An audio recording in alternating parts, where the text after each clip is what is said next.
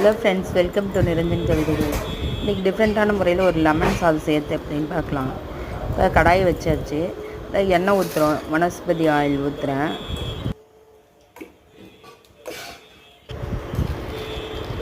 எண்ணெய் ஊற்றியாச்சு. எண்ணெய் நல்லா காஞ்ச பிறகு கடுகு போடணும். இது என்ன டிஃப்ரெண்ட்னா, நம்ம பூண்டு கருவேப்பிலை இடித்து சேர்க்குறப்ப நல்லா வாசனையாக டிஃப்ரெண்ட்டான முறையில் இருக்கும் நம்ம லெமன் சாதம். இப்போ கடுகு போட்டாச்சு. கடுகு பொரிஞ்சதும் என்ன சாதம் தாளிக்கிறோம்மா. இப்போ தான் கடுகு பொரியணும். கடுகு பொரிஞ்சதும் கடலைப்பருப்பு, காஞ்ச மிளகாய் போடுறோம். பச்சை மிளகாய் சேர்க்கல. நான் பச்சை மிளகாய் எனக்கு ட்ரீட்மெண்ட்னால நான் சேர்க்கக்கூடாதுன்றதுனால எனக்கு சேர்க்கல.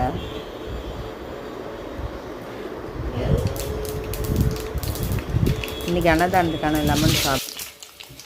காஞ்ச மிளகா கடலைப்பருப்பும் சேர்த்தாச்சு. இந்த டைமில் இடித்து வச்ச பூண்டு கருவேப்பிலையும் சேர்க்கணும். கருவேப்பிலை சேர்த்தாச்சு. பூண்டு கருவேப்பிலை சேர்த்தாச்சு. கொஞ்சம் நல்லா வதங்கட்டும். கடலைப்பருப்பு நல்லா சேர்க்கணும். இப்போ இஞ்சி சேர்த்தாச்சு. இஞ்சி சேர்க்குறேன். இடித்து வச்ச இஞ்சி சேர்த்தாச்சு.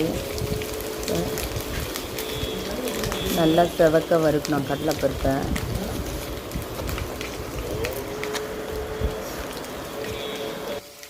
கடலைப்பருப்பு செவக்க வறுக்கணும். கடலைப்பருப்பு செவக்க வறுந்துட்டுருக்கு.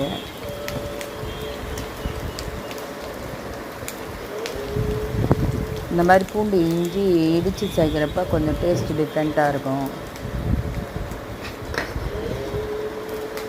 அதுக்கப்புறம் 4 எலுமிச்சம்பழம் புழிஞ்சு வச்சுருக்கேன். கொஞ்சம் மஞ்சள் தூள் சேர்த்து வச்சுருக்கேன். இப்போ உப்பு, குழம்புக்கு தேவையான உப்பு சேர்த்துட்றேன்.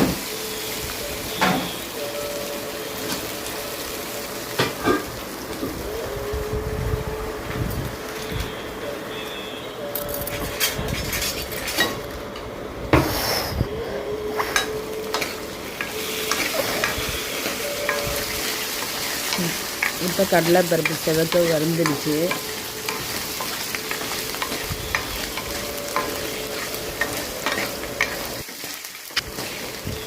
பாருங்க, கடலைப்பருப்பு செவக்க வறுந்துடுச்சு. இந்த ஸ்டேஜில் நம்ம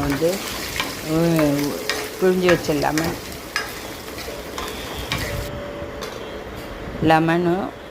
வச்ச லெமன் மற்றும் மஞ்சத்தூள் போட்டு இது கலவையை இது பண்ணிடுறேன். நல்லா இப்போ பாருங்கள், நமக்கு லெமன் குழம்பு நல்லா கொதிச்சு ரெடி ஆகிடுச்சு.